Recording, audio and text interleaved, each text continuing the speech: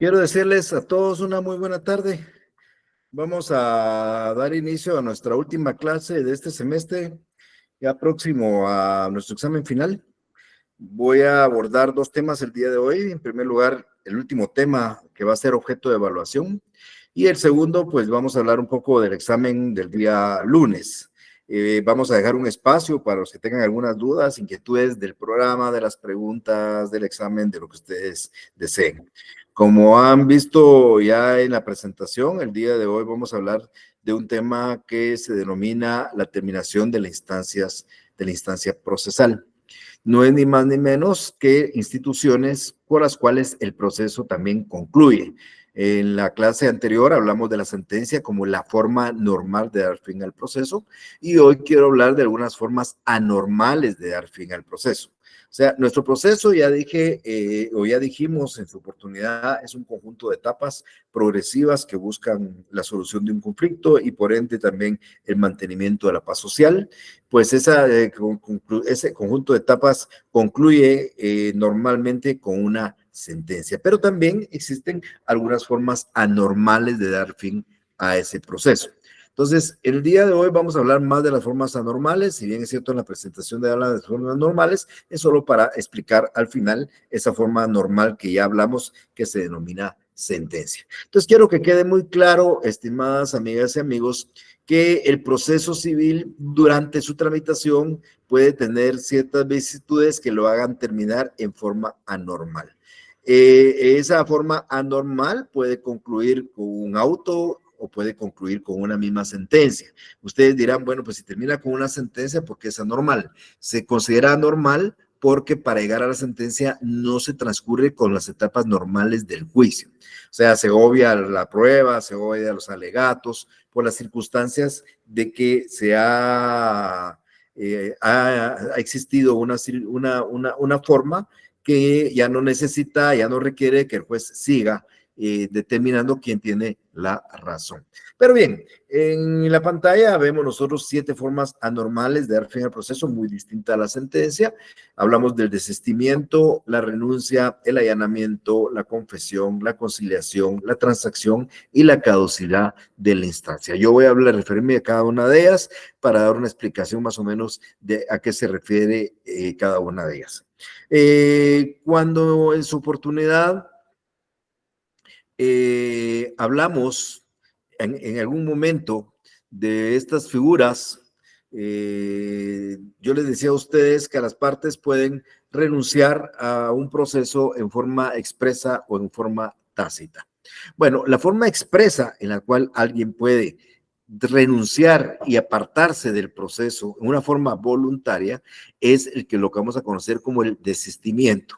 El desistimiento no es ni más ni menos que un mecanismo de decir yo ya no sigo con el proceso porque ya no me interesa, porque ya no quiero que continuemos con el mismo. El desistimiento es simplemente apartarnos del proceso y renunciar nosotros a nuestra pretensión. Yo inicio un proceso X ordinario, en el transcurso pues decido ya no continuarlo y desisto y presento un desistimiento. Ese es un mecanismo por el cual voy a dar por terminado el proceso. Importante resaltar que cuando yo desisto del proceso, automáticamente desisto de mi derecho de mi pretensión y por ende también esto tiene consecuencias de cosa juzgada y me impide en el futuro volver a replantear el mismo asunto. Entonces, esto de desistir es como obtener una sentencia y que ya no puede ser revisada a través de un proceso. Si ustedes les llegara el caso de que alguien plantea una demanda en contra de ustedes, pero ese mismo asunto ya se planteó anteriormente y se desistió, pues cabría plantear una excepción de cosa juzgada. Normalmente el desistimiento se refiere al proceso. O sea, el actor desiste porque ya no está interesado en continuar con él mismo y simplemente ahí lo va a terminar. Pero es importante establecer que hay dos clases de desistimiento. Hay un desistimiento total, que es normalmente el que estoy explicando cuando se refiere al proceso principal, o se refiere también a un recurso que afecta a la esencia del proceso. Por ejemplo, el actor presenta el desistimiento de la apelación, entonces automáticamente esa apelación deja sin efecto la apelación y deja firme la sentencia que hubiera sido apelada. ese desistimiento del proceso principal o de un recurso que afecta a la esencia del proceso, vamos a decir que es un desistimiento total. Y el desistimiento es parcial cuando se refiere a un aspecto accesorio del proceso. Desistir de una excepción previa, desistir de una prueba, desistir de un incidente, cualquier cosa accesoria al proceso principal, estaremos hablando de un desistimiento parcial. Entonces, vamos a encontrar desistimiento total cuando es del proceso y desistimiento parcial cuando es una cuestión accesoria del proceso. El desistimiento no tiene un momento procesal para plantearlo. En cualquier momento, la persona que quiera desistir puede presentar su desistimiento. Me preguntaban en la otra sección si puede ser antes de dictar sentencia. Tiene que ser antes de dictar sentencia. O sea, yo no puedo desistir de un proceso si ya se dictó la sentencia, porque esa sentencia ya es algo que hay que cumplir. Yo voy a desistir antes. Ahora, puedo desistir después de la sentencia, pero es del recurso de apelación o del recurso de casación que afecta a esa sentencia. Pero cuando yo lo que quisiera es que ese proceso no llegue al final a su sentencia, pero lo que tengo que hacer es desistir antes de que se dicte la misma, pero en cualquier estado del proceso.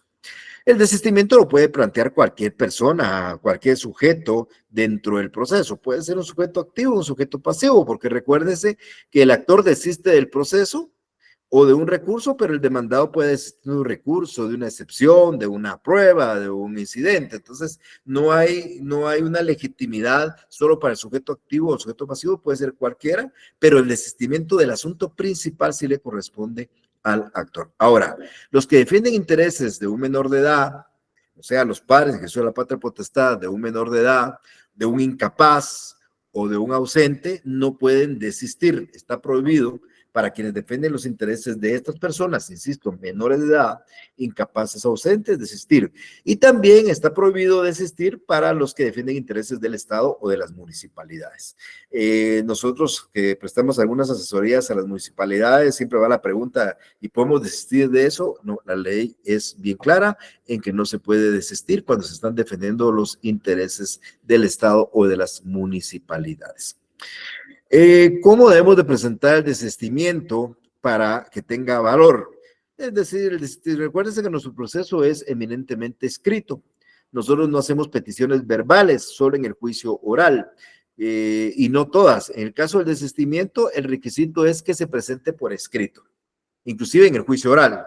Hay que hacer y presentar una solicitud especificando de qué estamos desistiendo, pero en la solicitud debe constar la quien quiere desistir y eso se va a determinar siempre y cuando la firma que calza ese memorial sea legalizada por un notario.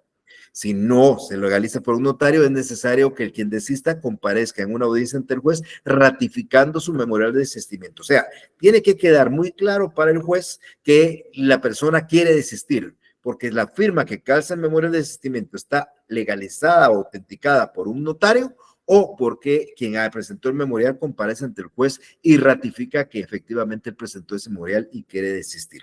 Solo así, si existe esa situación, el asistimiento por escrito y la voluntad que conste mediante la firma legalizada o la ratificación ante un notario, el juez va a dictar una resolución, va a aprobar el desistimiento y va a ordenar archivar el expediente. Aquí se da por terminado el proceso en una forma anormal, nunca vamos a llegar a la sentencia, el proceso termina simple y sencillamente por la renuncia que hace el actor del proceso.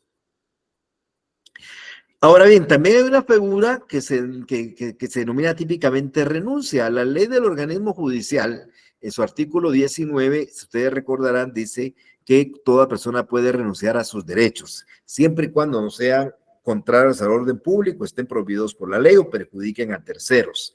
Entonces, las renuncias se utilizan en el proceso civil, pero con muy poca, con muy poca constancia. Realmente la figura típica para renunciar de un proceso se llama desistimiento. Pero como la ley judicial regula la renuncia como simplemente una renuncia, pues también la tenemos que señalar en estas formas. Es decir, yo podría comparecer también indicando que vengo a renunciar al proceso, no diciendo desistir, que es lo mismo, no que sean sinónimos. Que claro, el desistimiento es una figura típica del proceso. La renuncia es más amplia. Yo puedo renunciar de este proceso, puedo renunciar de aquella deuda, puedo renunciar de cualquier derecho, aquella acreeduría, cualquier derecho de los que yo quisiera renunciar, porque la ley del organismo judicial establece, insisto, en ese artículo 19, que toda persona tiene derecho a renunciar a esos derechos que le otorga la ley, siempre y cuando no sean contrarios a la ley, no sean contrarios a interés al orden público, no perjudiquen a un tercero.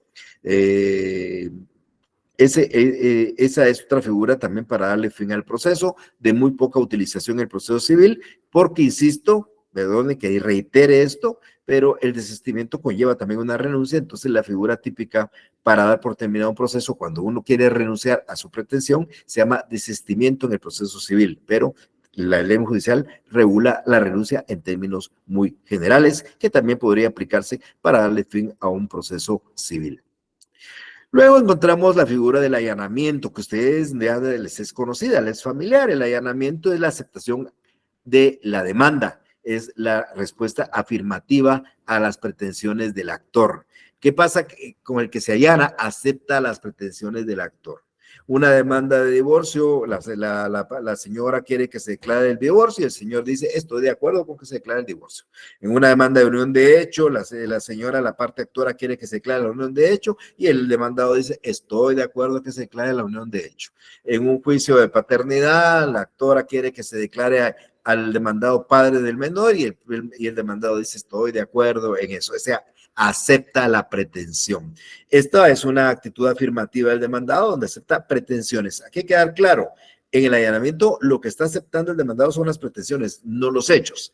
Uno dirá, bueno, ¿y qué tiene que ver una cosa u otra? Bueno, son cosas muy distintas. Yo puede ser que yo acepte que quiero que se declare padre, pero no acepto todos los hechos que la actora expuso en su demanda. Igual me van a declarar padre porque estoy aceptando la pretensión.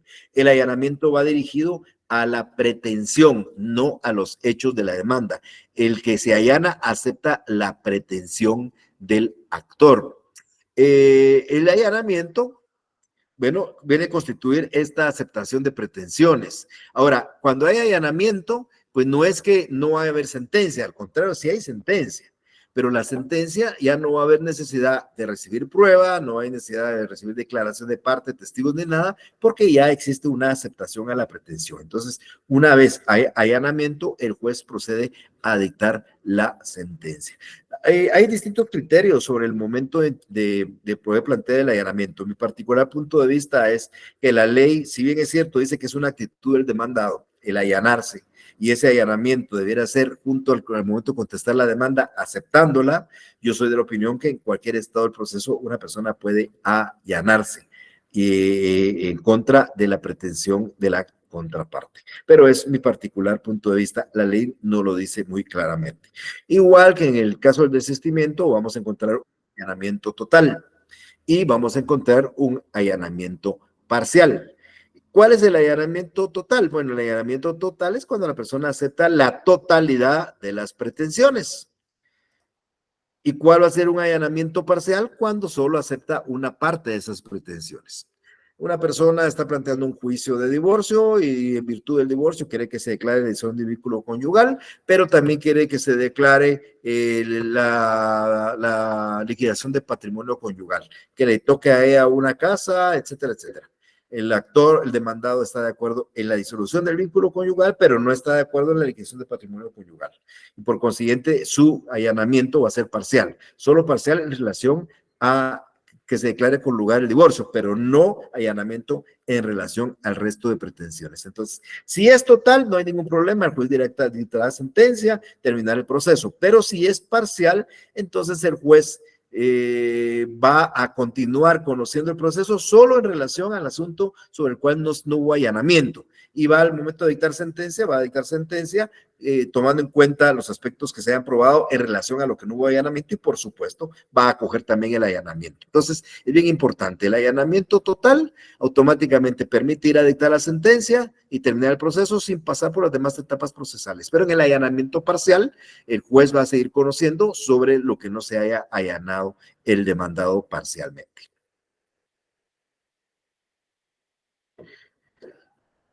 El allanamiento lo vamos a encontrar expreso o tácito. Cuando yo hablé del allanamiento en el juicio ordinario, por favor, quiero que recuerden que les dije que el allanamiento en juicio ordinario debe ser expreso. ¿Por qué razón? Porque el allanamiento debe ser una contestación afirmativa en forma expresa, aceptando las pretensiones. Sin embargo, también dije en esa oportunidad que había un juicio típico, el juicio oral que vamos a ver el semestre entrante, donde el rebelde, el que no llega, el que se le declara rebelde, a él se le tiene por contestada la demanda como regla general en sentido negativo.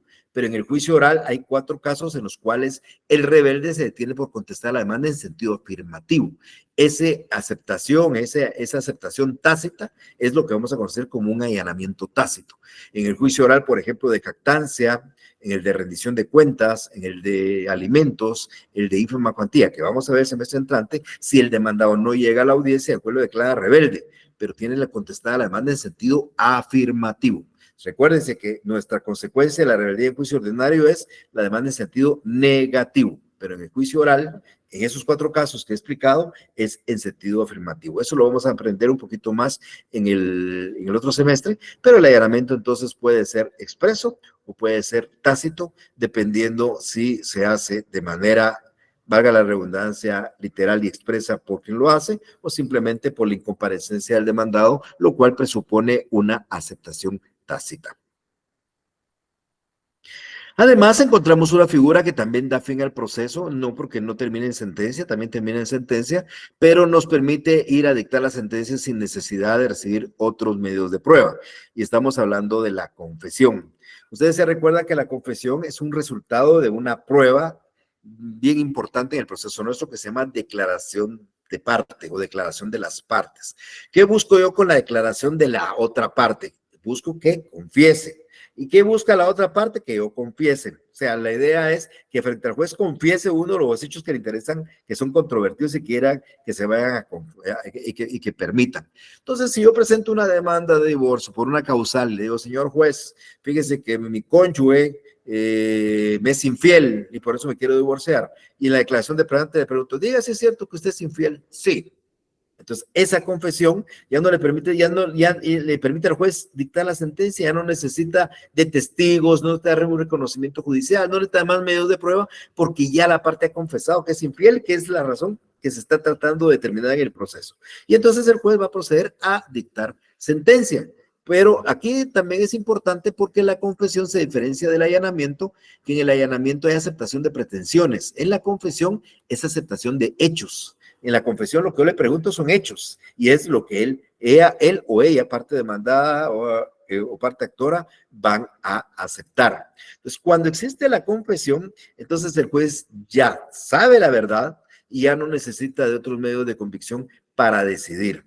Por ende, ya no va a pasar por otros medios de prueba, ni va a pasar por alegatos, sino va a proceder a dictar la sentencia. Aquí es importante, eso sí también es importante, que cuando yo hablé de la confesión en esa oportunidad, les dije que había distintas clases de confesión.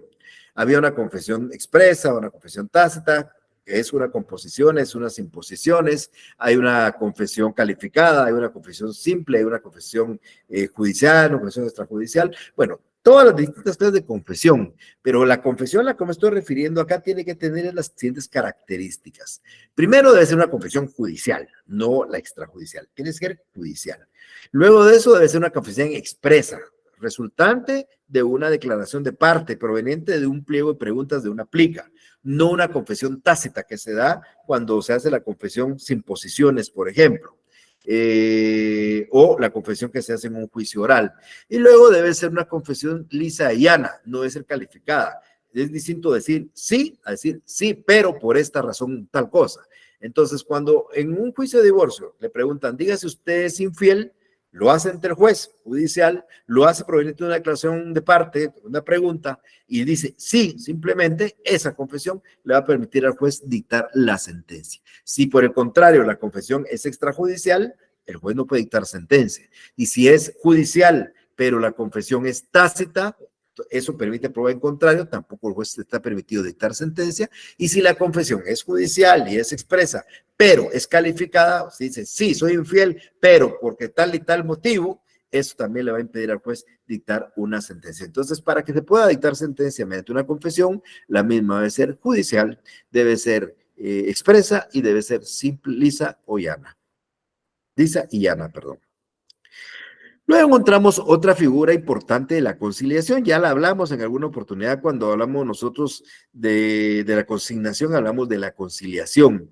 Miren, la conciliación es una etapa optativa en el juicio ordinario. En ningún momento yo hablé de conciliación en un juicio ordinario. Sin embargo, si ustedes van al código, el juicio ordinario y habla de la conciliación, dice, en cualquier momento del proceso, de oficio o a petición de parte, el juez puede convocar a las partes a una audiencia de conciliación. ¿Cuál es la idea de la conciliación? Buscar un acuerdo. Entonces el juez puede llamar a las partes de oficio o porque alguna de las partes se lo pida y señalar una audiencia. Y si ese día llegan las dos partes, el juez le dirige fórmulas ecuánimes para conciliar.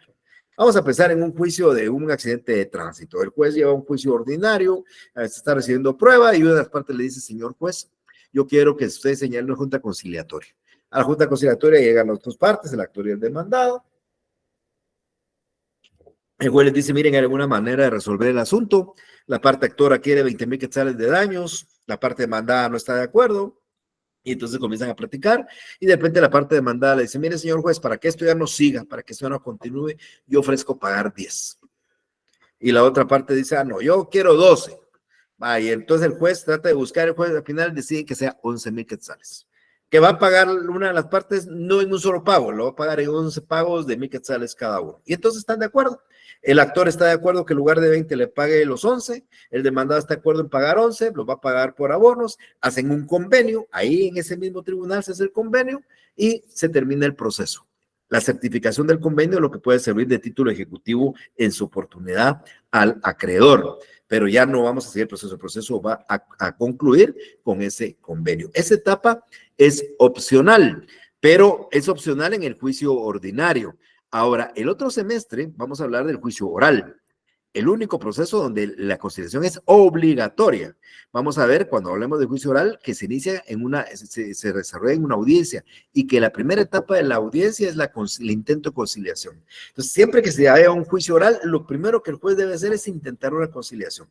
Por eso usted va a encontrar muchísimos juicios orales terminados en la audiencia, porque ahí las partes concilian y ya no llega el juicio a sentencia. Luego de la conciliación encontramos una figura similar, pero extrajudicial. Se llama transacción. Es un acuerdo también de las partes, pero esto se hace fuera del juez. Esto es un contrato. Esto está regulado como un contrato en el libro de contratos, en el libro 5 del Código Procesal Civil y Mercantil, y dice que este contrato es aquel por el cual las partes, mediante concesiones recíprocas, deciden de común acuerdo algún punto dudoso o litigioso, o evitan un pleito o terminan que sea principiado. Si ya se inició un juicio de daños, pero las partes fuera del tribunal llegan a transar, un acuerdo similar que acabo de mencionar, pero a través de una transacción donde no es que el juez cite las partes, sino ellos por aparte y por separado fuera de juicio platican, llegan a un acuerdo, hacen una escritura de transacción, automáticamente la presentan en el tribunal, la copia de la escritura y el juez va por finalizado el juicio porque ya llegaron a un acuerdo en forma extrajudicial a través de la transacción. ¿Por qué dice concesiones recíprocas? Porque es lo normal. Si yo quería 20, pero al final voy a aceptar 11 y el otro está de acuerdo en pagarlo, lo va a pagar por plazo, hay concesiones recíprocas y esto es la concesión, la transacción. ¿Para qué sirve al final? Para determinar el pleito, terminar el asunto y lógicamente esa escritura también constituye un título de ejecución para un futuro proceso, por supuesto. Vamos a encontrar, igual que en el desistimiento, en el desistimiento vamos a encontrar una transacción total y una transacción parcial. Porque sucede que en un juicio, pues estamos teniendo varios puntos litigiosos y varias pretensiones, pero transamos solo sobre una o transamos sobre todas. Si la transacción se refiere a todos los puntos controvertidos del proceso, pues es total. Si se refiere solo a algunos puntos controvertidos del proceso, la transacción va a ser parcial. Entonces, esto no tiene mayor relevancia sobre lo total o lo parcial, porque depende, en el caso del desistimiento, si se desiste todo el proceso es total, si solo parte del proceso es parcial, en el caso del allanamiento, si se aceptan todas las pretensiones es total, si se acepta una parte es parcial, y en el caso de la transacción, si el acuerdo abarca todos los puntos litigiosos es total, y si eso solo parte, pues será parcial. Y por último, una figura importante que no debemos de confundir con la caducidad que ustedes conocen como una forma de determinación del ejercicio de una acción por el tiempo. Cuando yo hablé de la caducidad como una excepción previa, les dije a ustedes que caducan las acciones. Yo quiero presentar una mi demanda de divorcio. La ley civil, Código Civil Sustantivo, dice que el que quiera promover una demanda por una causal de divorcio debe de hacerlo dentro de los 6 meses siguientes de conocida la causal. O sea, si ustedes conocen una causal de divorcio, a partir de ahí 6 meses para promover la acción. Después de esos 6 meses ya caducó. Esa es la caducidad. Como excepción, debe existir esa caducidad antes de la demanda. No promoví la demanda en tiempo y cuando lo hice fuera de tiempo y ya caducó mi derecho de acción. Aquí no es eso. La caducidad de instancia es una forma anormal de dar el fin del proceso cuando hay inactividad de las partes en el proceso. Yo promuevo una demanda, notifican a la otra parte y el proceso se queda dormido. Ya nadie sigue promoviendo nada, ya no pedimos nada y el juicio pasa en cierta forma inmóvil durante un tiempo.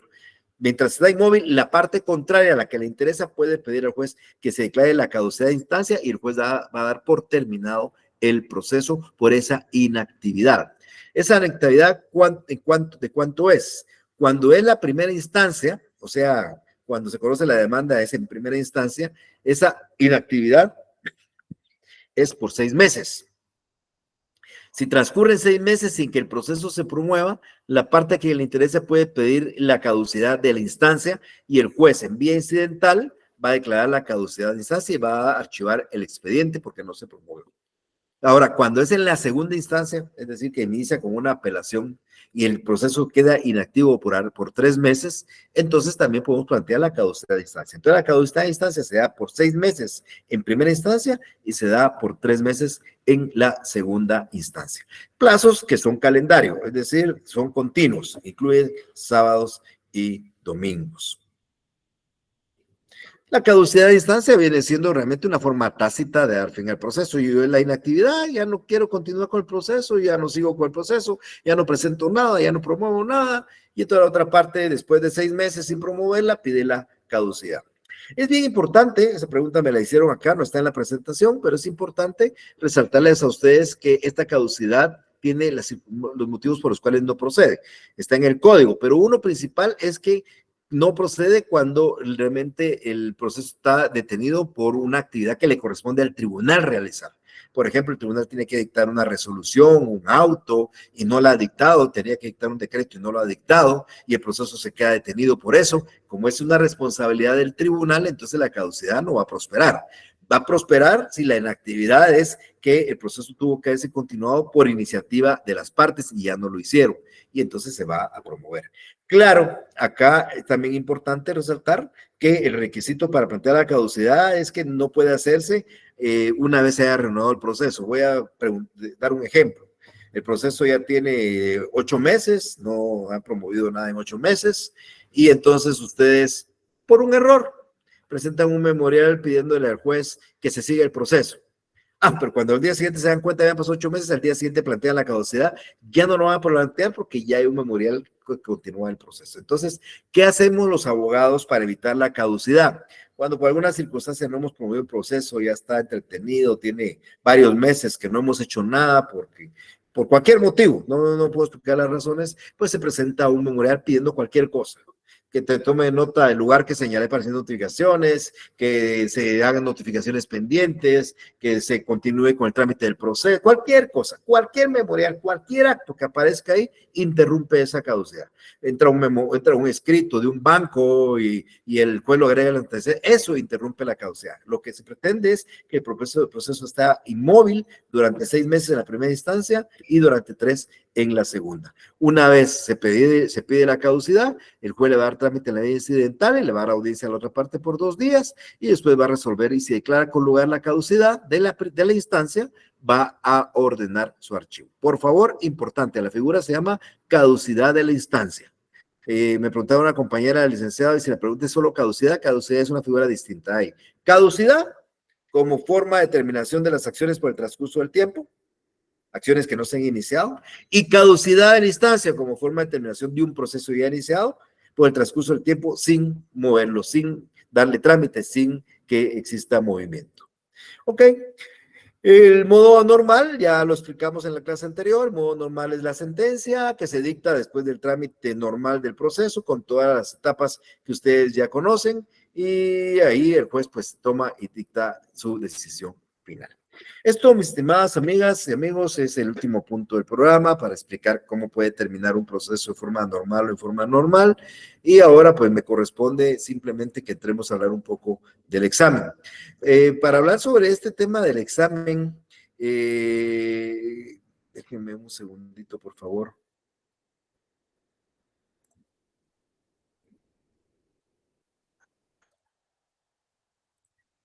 Yo me permití hacer le decía a los compañeros de la otra sección que me permití hacer cuatro diapositivas que las hice 5 minutos antes de entrar a la primera sección porque decía cómo voy a ingresar para decirles a los compañeros exactamente qué vamos a ver el día lunes.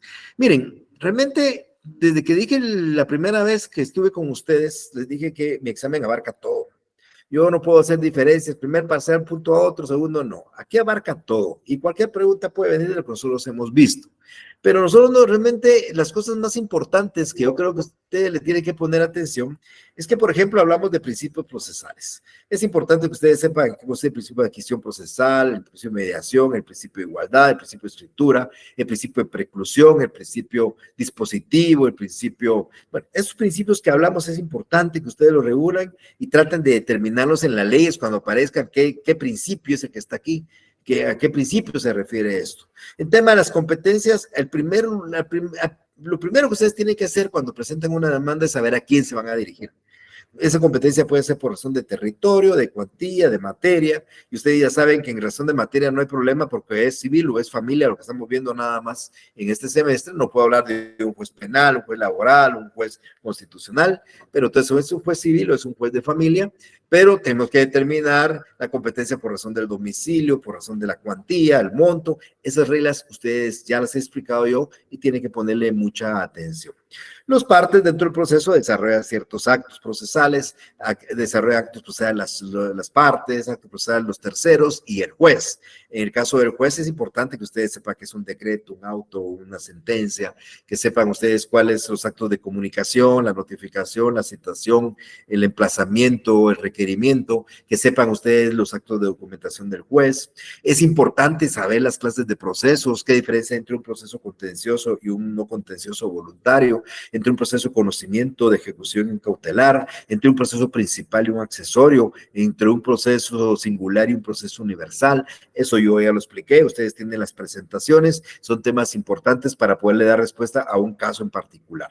Igualmente, y con mayor énfasis, recordarse de aspectos previos a un juicio ordinario, qué puedo hacer yo para evitar y garantizar las resultas de un proceso futuro, que son las medidas cautelares, que es el arraigo, el embargo, la intervención, el secuestro, la anotación de demanda, las providencias de urgencia, también cómo puedo preparar prueba para un proceso futuro, qué pruebas anticipadas se pueden hacer, qué es una exhibición de documentos, una exhibición de bienes muebles y semovientes, qué es una declaración jurada sobre hechos personales, qué es una declaración de testigos, cuándo procede. Eso lo platicamos y lo vimos en su oportunidad.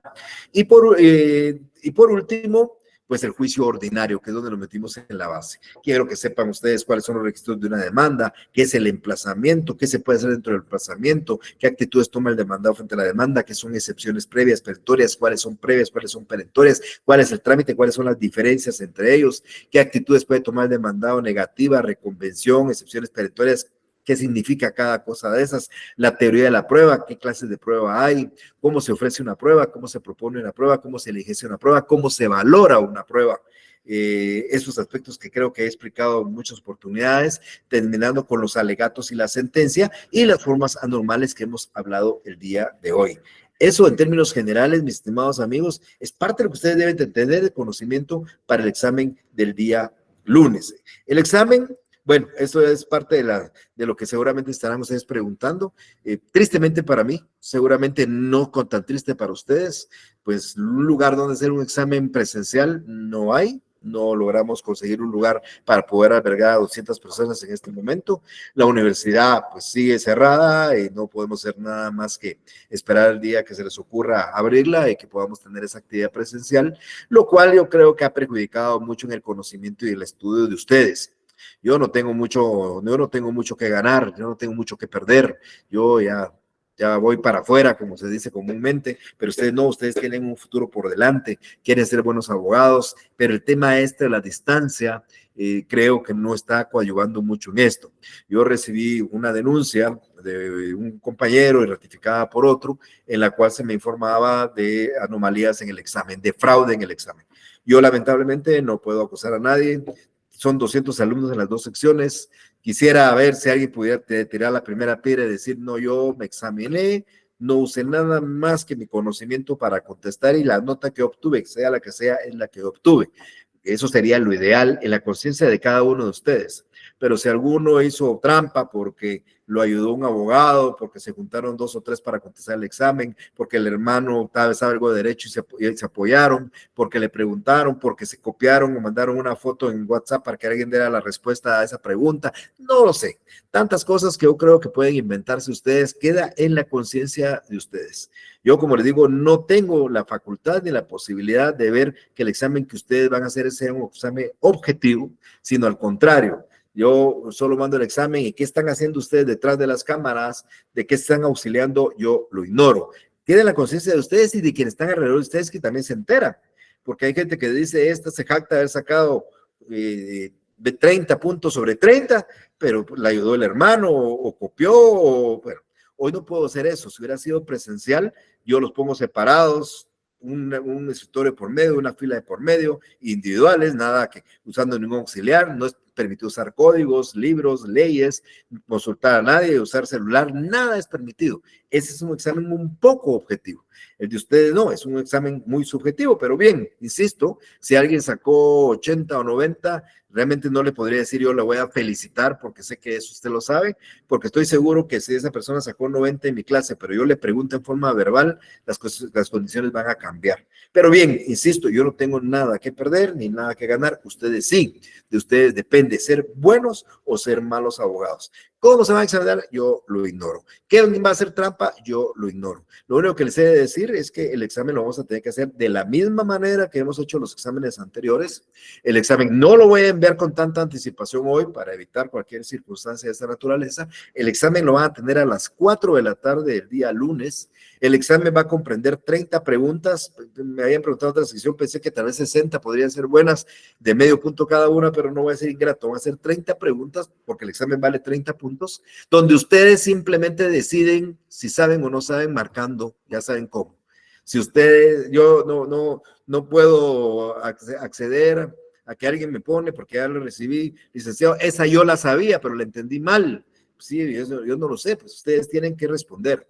El examen va a durar 45 minutos, me hablaron ya la otra sección para que diera más tiempo, ya les dije las razones por las cuales yo no doy más tiempo y no lo doy porque las preguntas que van a venir no son preguntas largas, son preguntas cortas, inclusive algunas respuestas de falso o verdadero, por consiguiente deberían de tardar 30 segundos en decir si es falso o verdadero. Claro, si les dejo un minuto y medio para contestar falso o verdadero, es tan fácil mandar un WhatsApp y preguntarle al papá, al hermano, al amigo, al vecino, ¿esto es falso o es verdadero?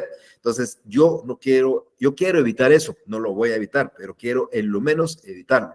45 minutos va a durar el examen de ustedes, con 30 preguntas, con opciones múltiples, falso y verdadero. Claro, preguntas,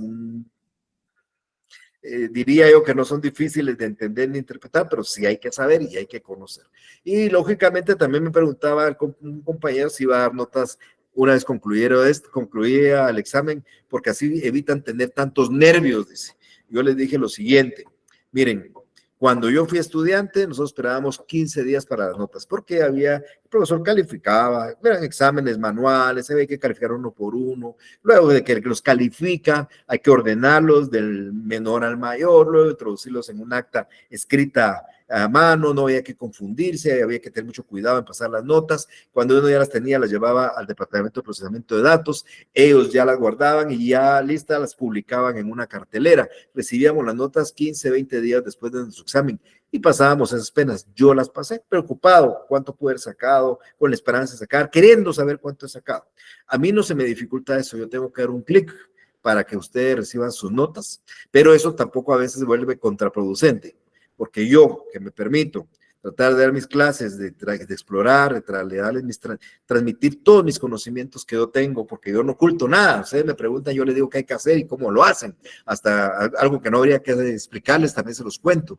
Yo tengo esa envidia en nada porque, insisto, a mí me interesan que ustedes salgan bien preparados. Entonces, yo no tengo esa limitación de esas circunstancias. Sin embargo, como yo me preocupo de dar mis clases a la hora, de trasladarles a ustedes información, de hacer las pruebas de la manera que hay, dar las notas inmediatamente, eso me trae consecuencias. Al minuto de que voy a dar notas, me escriben, licenciado, me faltaron 2 puntos, licenciado, me faltaron 3, licenciado, puedo hacer un trabajo para llegar a tal. No, estimadas amigas, amigos, no. El examen viene para que ustedes sepan la respuesta correcta y le respondan. Si la contestan mal, están mal, y si su nota no llegó a 31 puntos de zona, yo no puedo hacer absolutamente nada. Distinto sería que yo calificara y me confunda, porque la respuesta de un compañero se la puse buena y a otro se la puse mala. No, aquí usted va a responder y su respuesta le va a dar su nota. Si usted logró llegar a la nota de mínima para ir a escuela de vacaciones o sobre retrasadas, enhorabuena. Si sacó una nota mucho mayor para poder ganar la clase, pues enhorabuena. Si no logró hacerlo, yo lo lamento muchísimo, pero quiero que me entiendan. Aquí la idea es que para eso las evaluaciones, porque si no la manera más fácil sería, mire, hágame 50 trabajos, o hágame 70, 61 trabajos y lo voy a los 61 puntos. Usted me los da y los trae, y usted no va a aprender absolutamente nada. Pero bien, esa es la información que yo tengo para el examen del día lunes a las 4 de la tarde con ustedes sobre estos temas. Alguien que quiera preguntar algo del examen, algo de algún tema en particular que tengan dudas, algo sobre esto que acabamos de explicar, lo que quieran preguntar, este es el momento propicio porque ya para el día lunes de la semana entrante ya no vamos a poder hacerlo. Así que dejo en uso de la palabra a quien quiera participar y quiera preguntar.